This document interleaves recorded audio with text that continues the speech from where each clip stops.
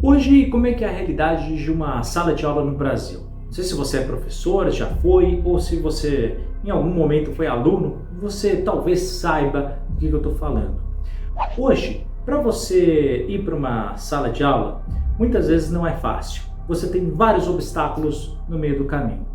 Primeiro que hoje não são todas as famílias que reconhecem a importância de estudar, verdade ou não? Tanto é que metade do processo de evasão escolar acontece porque a própria família desmotiva. São dados estatísticos, tá? Não é achismo.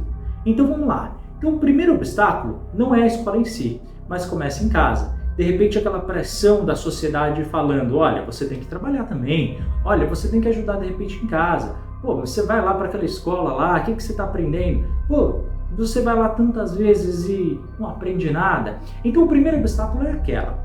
Você vai para a sala de aula, muitas vezes o percurso nem sempre é fácil.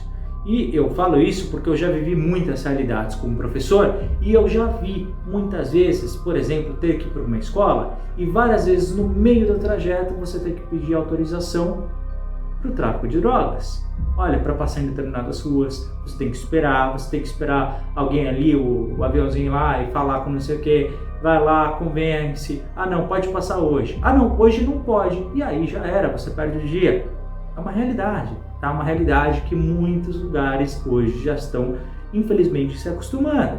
E você tem o próprio trânsito em si, o cansaço físico e mental no deslocamento, tem ou não tem? Ou vai dizer que todo dia você pegando aquele trânsito no ônibus, ou você pegando no carro, enfim, para quem tem todo dia lá, meia hora, 40 minutos, no acumular de todos os dias ao longo de um ano, 2, 3, 4, não vai te afetar, né? Então você tem todo o processo de desgaste, do estresse, muitas vezes com o horário que você tem que estar lá. Quando você vai para um deslocamento para algum lugar, você sabe, você não pode sair 5 minutinhos antes, a não ser que você mora na frente da escola, o que é a exceção da exceção hoje em dia. Então você tem todo o processo que demora nisso lá.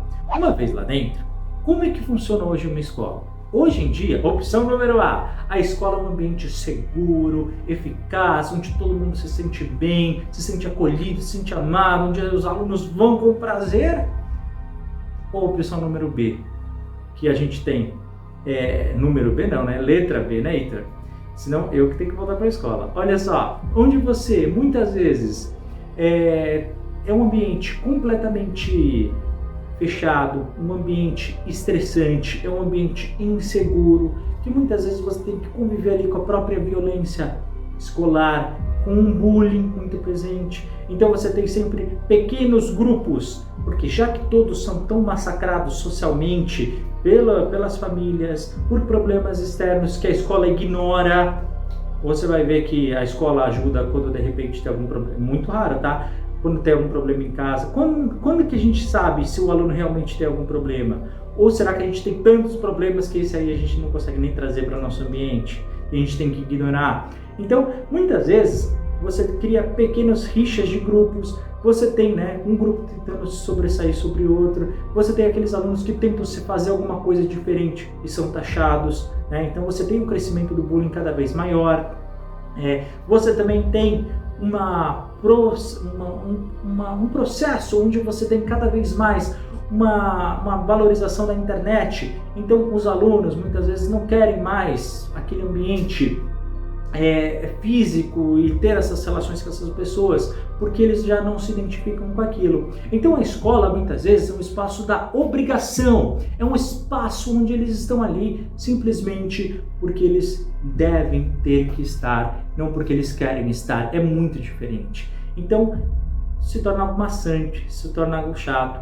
O aluno ele já vai para a escola olhando quantas horas faltam. Poxa, ainda falta 4h30 para sair, 4h15, nossa, o tempo não passa. Pô, hoje tem aula XYZ, que aula chata que não me interessa. Isso tudo faz parte do processo, infelizmente, a gente não pode desconsiderar. Tem mais. Quantas vezes que a gente está ensinando alguma coisa que é útil para alguém? Ou porque só está ali na grade curricular, ou porque o coordenador pedagógico falou que tem que ter, ou porque veio uma ordem da própria região, da diretoria de ensino, ou porque tá lá nas regras, da questão nacional, das regras nacionais de aula, né? Ou você tem ali toda uma questão pedagógica que vem de cima para baixo, em que o professor ele simplesmente pega aquilo e faz. Ou se você está ali numa escola particular, muitas vezes vem um manual com aquilo que você tem que dizer, até as frases com as piadas que você vai dizer, até o minuto da aula que você tem que fazer aquela piada, é verdade ou não é? Então muitas vezes você tem uma escola programada, automática, que não é nem um pouco humana, que ninguém está ali por prazer, nem o professor, o diretor, coitado, já não aguenta mais aquele estresse, o coordenador já não consegue coordenar nada, só está esperando acabar o ano para entrar de férias porque não aguenta mais aquele negócio. Os alunos estão lá, cara, porque, enfim, é obrigado, né? Tem escola que agora, né, tem 2 policiais fixos em alguns estados, coitados, os caras ficam ali, porque, cara, nem eles aguentam mais. Então eles ficam ali na sala dos professores tomando café e deixam o tempo passar, porque aquilo é um ambiente que nem eles aguentam, preferiam estar na rua combatendo o tráfico de drogas. Então assim, verdade não é, já ouvi isso da boca de policial. Então assim, você tem os professores que me relatam, pessoal, e ó, eu não estou brincando, mais de 90% dos professores hoje estão com depressão ou ansiedade, ou os dois, né, tomando remédio. Quantas vezes o professor efetivo, quando vê que vai ter que dar aula na turma X ou Y, que é aquelas que são as piores, o cara se tranca no banheiro? Isso é um fato que eu tenho ouvido muito, tá? Da boca de muito professor, muito diretor, muito coordenador de lugares completamente diferentes do Brasil. E vocês me trazem isso nas mensagens quando vocês escrevem.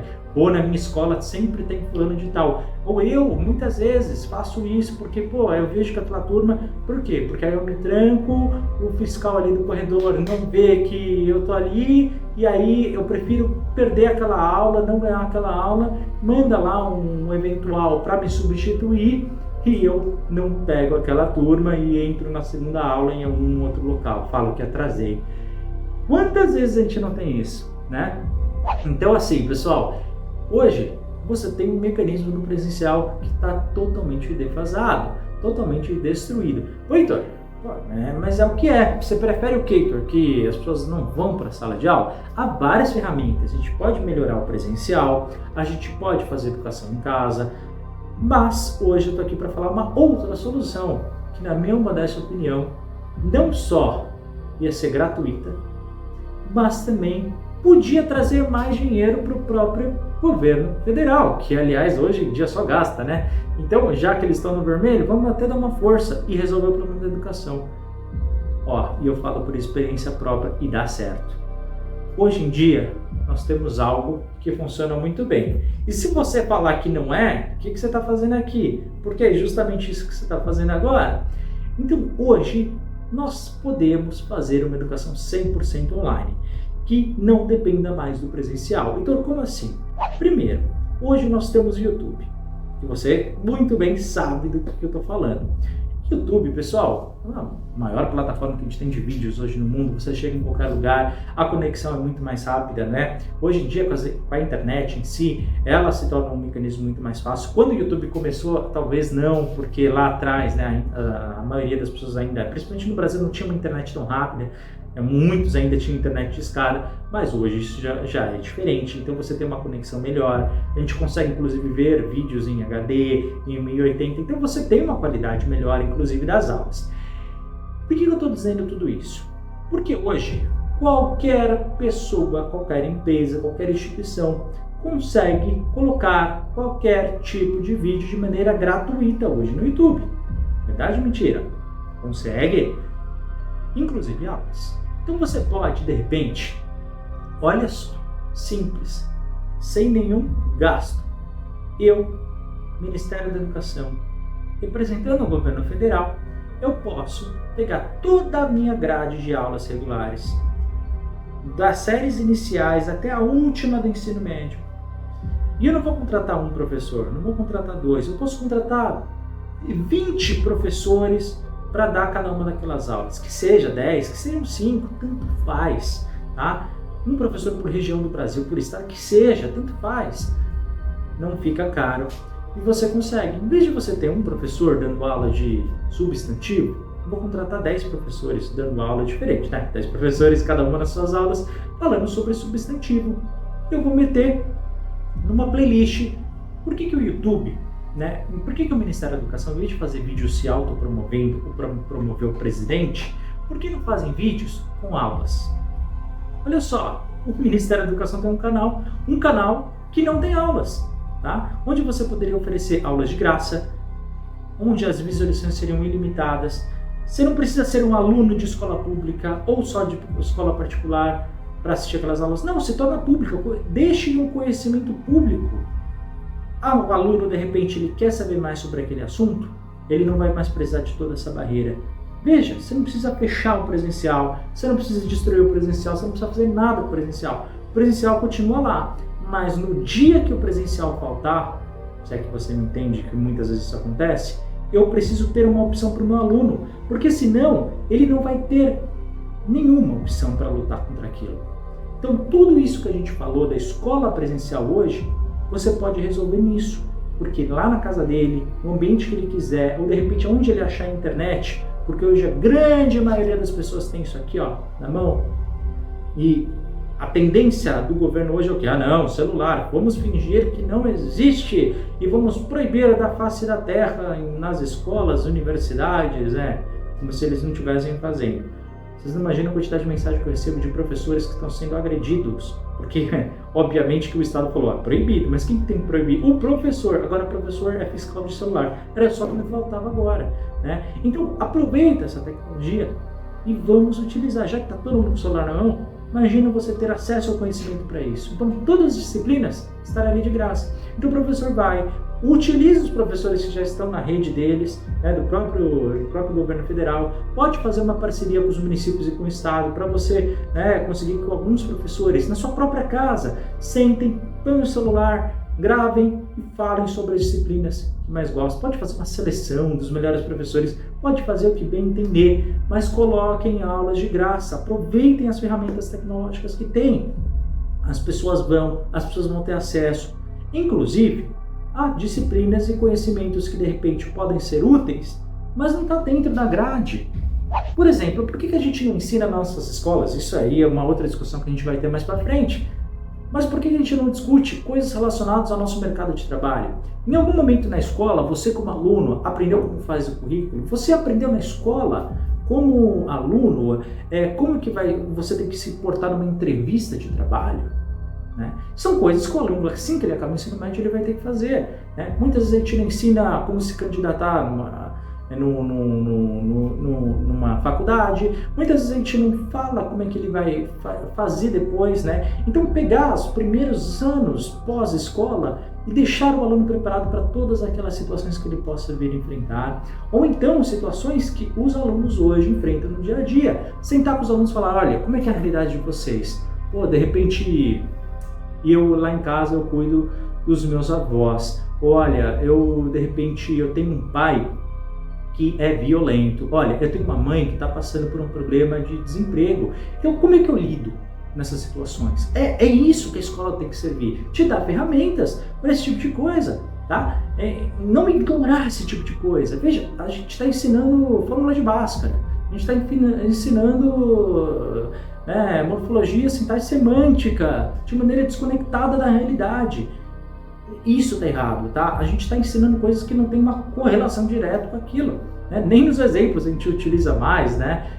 Então assim, pessoal, o que a gente tem que fazer hoje é basicamente utilizar o online. O online pode ser a solução para mudar a educação no Brasil. E eu falo isso, pessoal, com toda a humildade do mundo, com experiência própria. Eu comecei, você sabe, conquistei seus sonhos. Eu comecei essa empresa em 2021 e na época nós não tínhamos, sem nenhuma infraestrutura, basicamente fazendo aulas gratuitas para adultos, que é o meu público, no começo, Hoje tudo bem, a gente já expandiu para Enseja e nem concursos públicos, mas no começo era só Enseja, Então assim, era um público para a educação de jovens e adultos. A gente começou a oferecer aulas de graça e para nossa surpresa a gente descobriu que ninguém fazia isso. Tá? E qual que é a vantagem? Ministério da Educação, você ganha por visualizações, Então você pode ter uma rentabilidade, você pode lucrar inclusive e trazer mais dinheiro para a União, né, para rentabilizar isso tudo. Então você consegue, inclusive, né, não só não ter gastos, passar mais conhecimento, não ficar refém de todos esses obstáculos que nós encontramos na sala de aula e conseguir mudar a realidade de muita gente.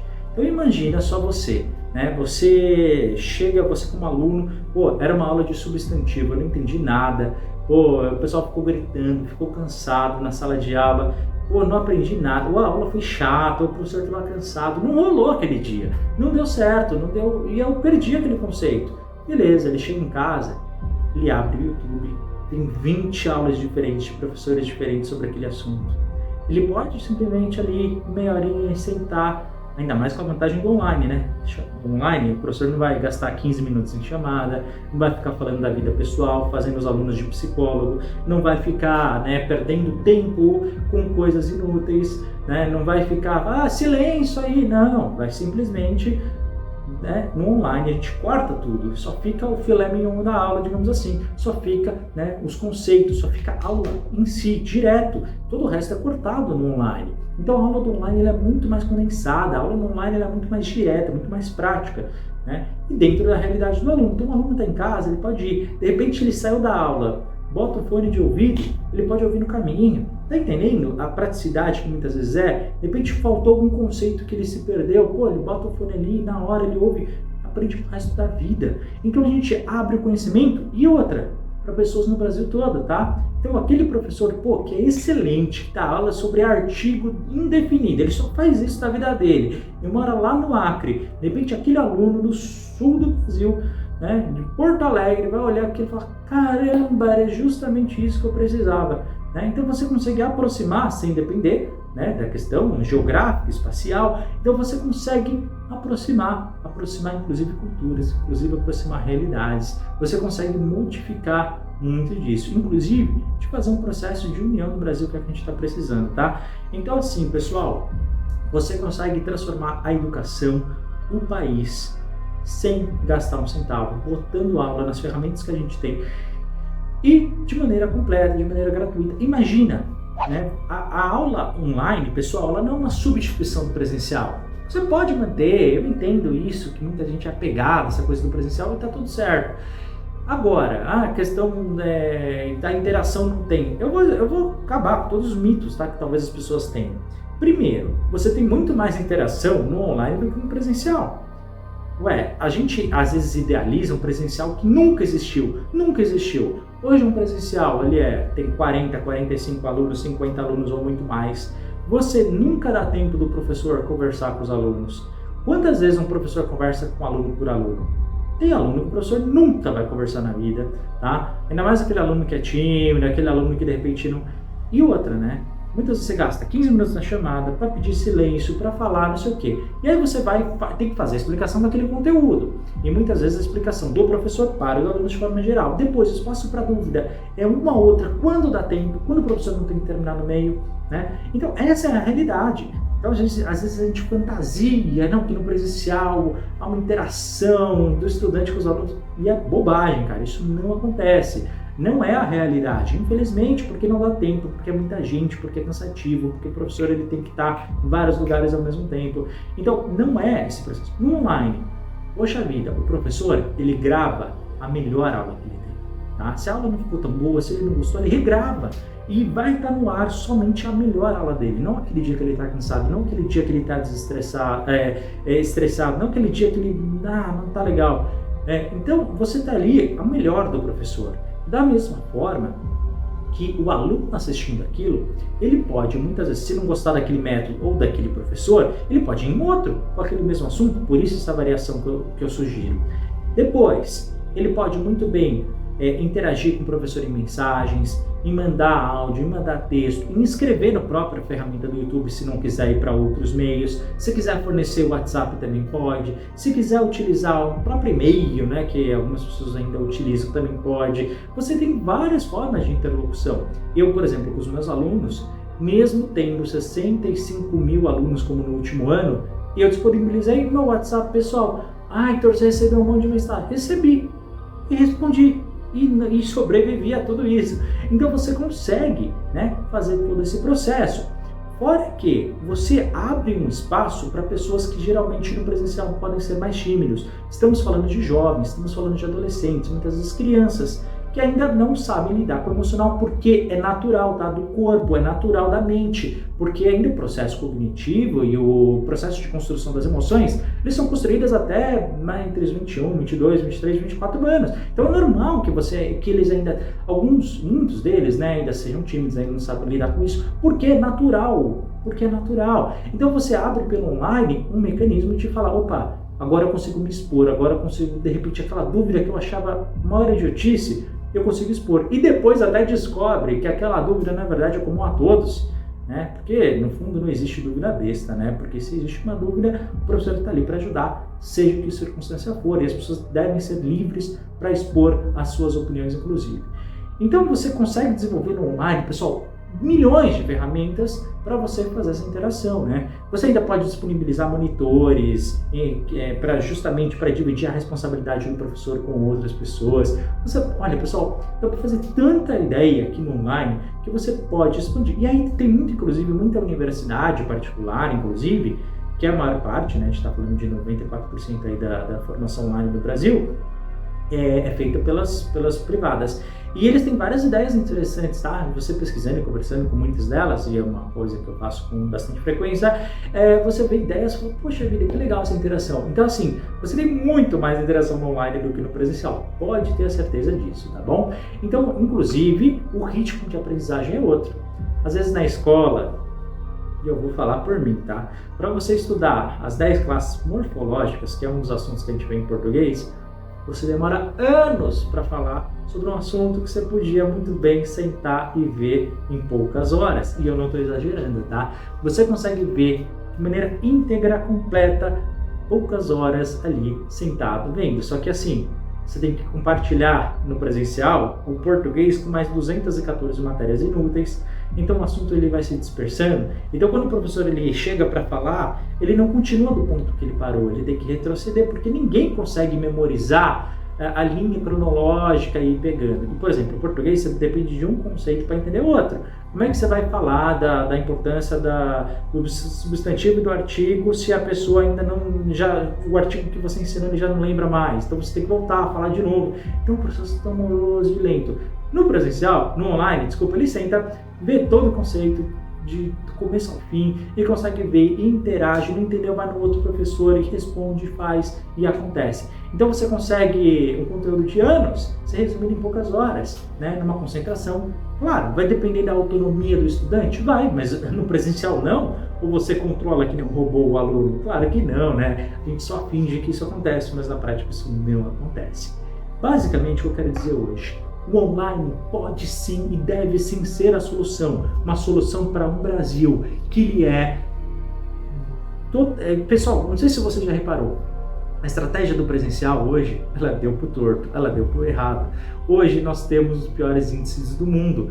Eu vou trazer em breve aqui um vídeo falando sobre inclusive os dados do PISA que teve mais recente. Pessoal, hoje nós temos literalmente uma das piores educações do mundo, tá? Não deu certo. O jeito que a gente faz, que é desde a época dos jesuítas, que é a mesma estrutura organizacional educativa, não deu certo, tá? O Ministério da Educação hoje, que coordena todo o processo pedagógico, não faz a mínima ideia do que está fazendo, né? Nós temos um ministro da Educação, apesar desse último estar um pouquinho mais tempo, e mais perdido que segue um tiroteio, a gente tem, em média, um ministro da Educação a cada 1 ano e meio, tá? E muitos ali que assumiram a cadeira estavam ali por qualquer motivo, mas nunca deram uma aula, não fazem a mínima ideia de como funciona a educação no Brasil. Então assim, pessoal, o que eu quero dizer para vocês? Hoje a gente tem um ambiente completamente defasado, um ambiente destruído, um ambiente educacional que não serve de nada e a gente gasta o tempo dos alunos com bobagem. Então a gente pode mudar essa realidade, a gente deve mudar essa realidade e essa realidade pode ser uma ferramenta para o online. Qual que é o grande problema de quem legisla isso? A gente tem uma Câmara dos Deputados, um Senado que quase não apresentam propostas, que ficaram 12 anos para discutir, será que inglês é importante ou não é? E essa foi a grande revolução da educação, e agora estão vendendo como se a educação fosse uma grande mudança no país e não acontece nada, tá? Eles não fazem a mínima ideia como mudar a educação, todo mundo tem interesses secundários no processo. Muitos têm o interesse da educação ela ser desse jeito que ela está hoje, totalmente destruída, porque é um projeto político por trás disso, onde você tem vários interesses em ter uma população caladinha, em silêncio, sem ter um conhecimento crítico. Isso é proposital, isso não é coincidência, tá? E onde você tem um Supremo Tribunal Federal, onde tem feito, onde tem legislado estranhamente sobre educação, principalmente sobre educação online, tá? Inclusive impedindo que licenciaturas sejam feitas de maneira online, dificultando o processo, inclusive. Então, assim, não existe um plano de educação. Nunca existiu um plano de educação a longo prazo para o Brasil, um plano uno, um plano onde você olha e fala, não, é assim que a gente faz, é assim que a gente transforma, é assim que a gente acontece. E aí você tem, por exemplo, recentemente, a lei proibindo os celulares nas escolas. Eu entendo a ideia de que a gente não pode viciar as crianças nas telas, e isso eu acho que ninguém discorda, Todo mundo tem essa mesma opinião, esquerda, direita, centro, todo mundo. Agora, por que a gente não pode pegar esta ferramenta que todo mundo utiliza, em vez de fingir que vai proibir, porque a gente já sabe que hoje mais da metade das escolas já voltaram a utilizar porque não conseguiram impedir, então por que a gente não pega essa ferramenta e aprende a utilizar? Determinada idade a gente pode de repente inserir a importância disso, de repente a gente pode desenvolver técnicas que ainda não existem utilizando essa ferramenta. Será que a gente não pode pensar num aplicativo legal que de repente dê para ser interessante? Ou então colocar aulas online ser um exemplo para outros países e falar, olha, dá para colocar a educação pelo conhecimento? Dá para colocar uma educação mais acessível a todos, dá para a gente transformar realidades. Pessoal, a gente está, através dessa tecnologia, colocando as aulas, em poucos meses a gente pode mudar a educação no Brasil por completo. É tão simples, tão prático, tão fácil, tão direto. Não precisa de manobras políticas, não precisa de diálogo, reuniões, não, é somente aula no canal oficial, acabou. Não precisa nem promover esses vídeos, pessoal, porque todo mundo conhece o Ministério da Educação. Imagina a projeção que isso ia dar. Pessoal, tem que mudar a educação no Brasil do dia para a noite, tá? E de forma muito mais barata, porque um presencial para você ter, você sabe, tem que construir um espaço, tem que ter os professores ali todo dia, e aquela coisa amorosa, e os custos envolvidos, os funcionários ao redor. Então tem uma série de processos. Olha o online como facilita. Já pensou que grande reforço que a gente podia fazer, sem ter controle, sem ter fiscalização, cada um senta lá e assiste as aulas que bem entender, pessoal.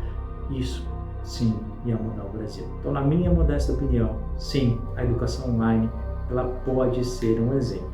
Eu fiz isso com o Conquiste Seus Sonhos, coloquei as aulas. Pessoal, a gente teve mais de 200 mil pessoas durante o processo todo, ao longo desses anos, que conseguiram sair da alfabetização e chegaram até a faculdade sem gastar um centavo. E sabe o que eu fiz? Meia dúzia de aula, coloquei na internet, coloquei no YouTube e só. E depois interagi com os alunos via WhatsApp. Quem fez o trabalho foram eles, tá? Muitas vezes eu ouvia, a aluna não vai ter independência, não vai ter autonomia, não vai correr atrás.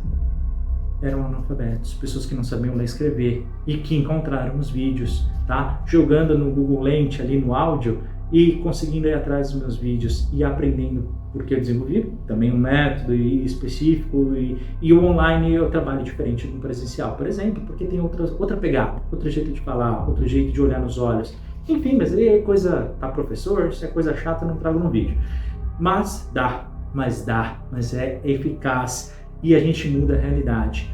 Pessoas que o Estado durante 20, 30, 40, 50 anos nunca chegou. Tá? Gente que de repente aprendeu a ler e escrever sem ter um caderno na frente porque não tinha dinheiro. Então a pessoa que sabe o que fazia muitas vezes, dirigindo o caminhão de um estado para o outro com um bloquinho de nota, ouvindo a minha aula. É assim, né? Ou então vem ali no celularzinho, enquanto tá ali, tal, vê ali, fazendo, porque a vida é isso, pessoal, a vida ela é dinâmica, a gente tem que se adaptar às situações e faz parte, só que a gente precisa dar oportunidade para quem quer ter a vida mudada. Muitas vezes a gente gasta energia tentando salvar quem não quer ser salvo, muitas vezes a gente gasta energia tentando fazer para aqueles que não querem. Quando tem outros que só precisam de uma chance, tem outros que só precisam que a gente estenda a mão. para que isso tudo aconteça. Tá? Reflete sobre isso, esse era o tema de hoje. Obrigado, forte abraço e até o próximo vídeo.